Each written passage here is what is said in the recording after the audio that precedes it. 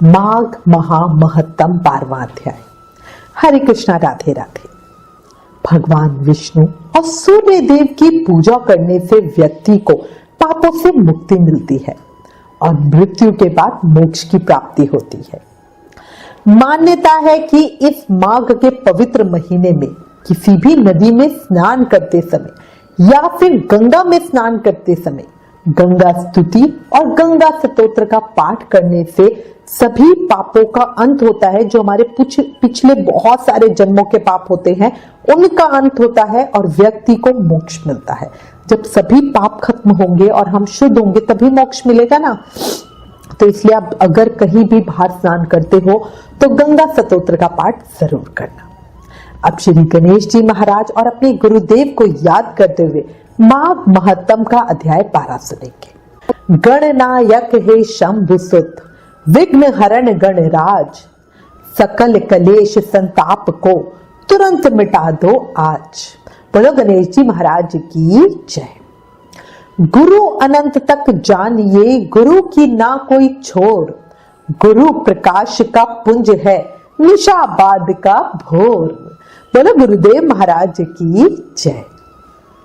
कल हमने माघ महामहत्तम के 11वें अध्याय में दत्तात्रेय जी द्वारा वर्णित कंचन मालिनी अप्सरा के पिछले जन्म की कथा का रसपान किया था। अब आगे कंचन मालिनी अप्सरा के पूर्व जन्म का वृतांत सुनकर वो राक्षस कहने लगा, हे भद्रे, सज्जनों से गुप्त बात कहने में भी कोई हानि नहीं होती।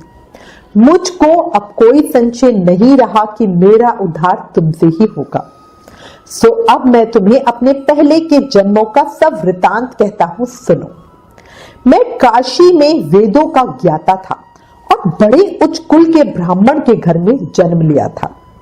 मैंने राजा, पापी, शूद्र और वैश्यों से अनेक प्रकार के दान लिए। मैंने दान लेने में चंडाल को भी नहीं छोड़ा। उस जन्म में मैंने कोई भी धर्म नहीं किया। वहीं पर मैं मृत्यु को प्राप्त हो गया। तीर्थ स्थान पर मरने के कारण नरक में नहीं गया। पहले 2 बार गिद्ध योनि में, 3 बार व्याघ योनि में, 2 बार सर्प योनि में, 1 बार उल्लू की योनि में और अब 10वीं बार राक्षस हुआ हूं और सैकड़ों वर्षों से इसी योनि में भटक रहा हूं। इस स्थान को मैंने 3 योजन तक जंतुहीन कर दिया है। बिना अपराध के बहुत से प्राणियों को मैंने नष्ट किया। इस कारण मेरा मन अत्यंत दुखी है। तुम्हारे दर्शन से मेरे चित्त में कुछ शांति अवश्य आई है, क्योंकि सज्जनों का संग तुरंत ही सुखदायी होता है। मैंने अपने दुख के कारण सब तुमसे कह दिए हैं और सज्जन लोग सदैव दूसरों के दुखों से दुखी होते हैं। अब कृपया ये बताओ कि मैं इस दुख रूपी समुद्र को कैसे पार कर सकता हूं। इसके बाद दत्तात्रेय जी कहने लगे कि इस प्रकार उस राक्षस के वचनों को सुनकर कंचन मालिनी कहने लगी कि हे राक्षस, मैं अवश्य तुम्हारा कल्याण करूंगी। मैंने दृढ़ प्रतिज्ञा की है कि तुम्हारी मुक्ति के लिए कुछ प्रयत्न अवश्य ही करूंगी। मैंने बहुत बार प्रयाग में स्नान किया है। वेद जाने वाले ऋषियों ने किसी दुखी को ही दान देने की प्रशंसा की है, क्योंकि समुद्र में तो जल बरसाने से क्या लाभ।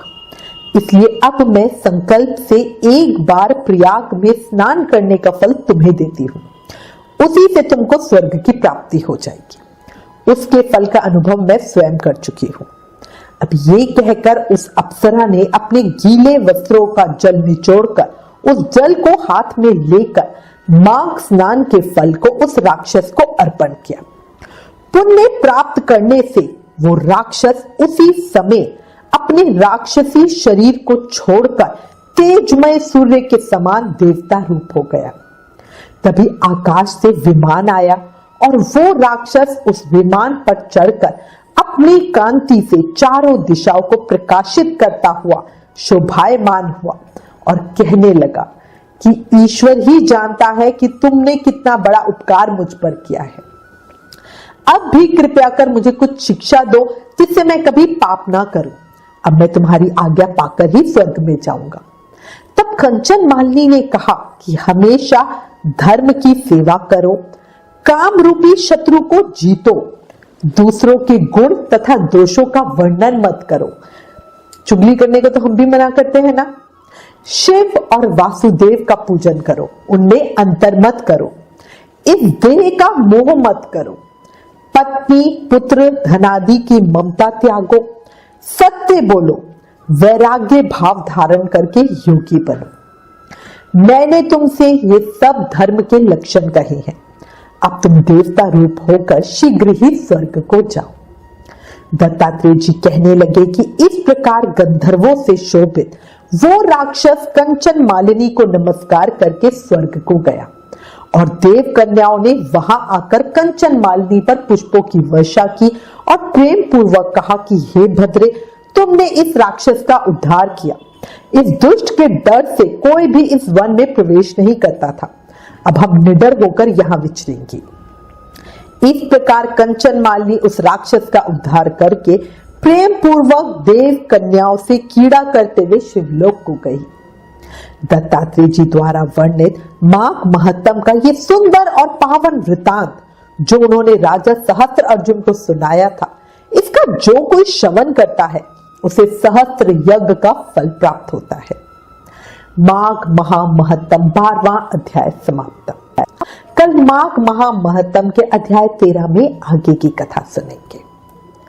जीवन बहुत छोटा है, कब क्या हो जाए कुछ नहीं पता। कोरोना काल में लोगों ने बहुत से अपनों को खोया है। बहुत छोटी छोटी उम्र के लोग भी हमें छोड़ के चले गए। उनमें से कुछ ऐसे थे जो सोचते थे कि भक्ति के लिए पूरी उम्र पड़ी है, पर विश्वास रखो उम्र नहीं पड़ी। अभी से शुरू करोगे तभी बाद में भी कर पाओगे, वरना जीवन यूं ही चला जाएगा, कल कभी नहीं आता। सबसे सरल उपाय है कलयुग में नाम जाप। कहा गया है कलयुग केवल नाम आधारा। सिर्फ नाम जाप करके भक्ति प्रेम मुक्ति सब पाई जा सकती है। इसलिए अधिक से अधिक नाम जाप करो। हर समय हर पल हर सांस के साथ हरे कृष्ण कृष्ण कृष्ण हरे हरे, हरे Ram Ram Ram Hare Hare. Please in videos को ज्यादा से ज्यादा शेयर करके माघ मास के प्रभाव को सबको बताओ। अपने शास्त्रों का ज्यादा से ज्यादा प्रचार करो, ये भी एक सेवा है। अगर हमारे चैनल पे नए हो तो सब्सक्राइब जरूर करना। Please like share and subscribe. Radhe Radhe.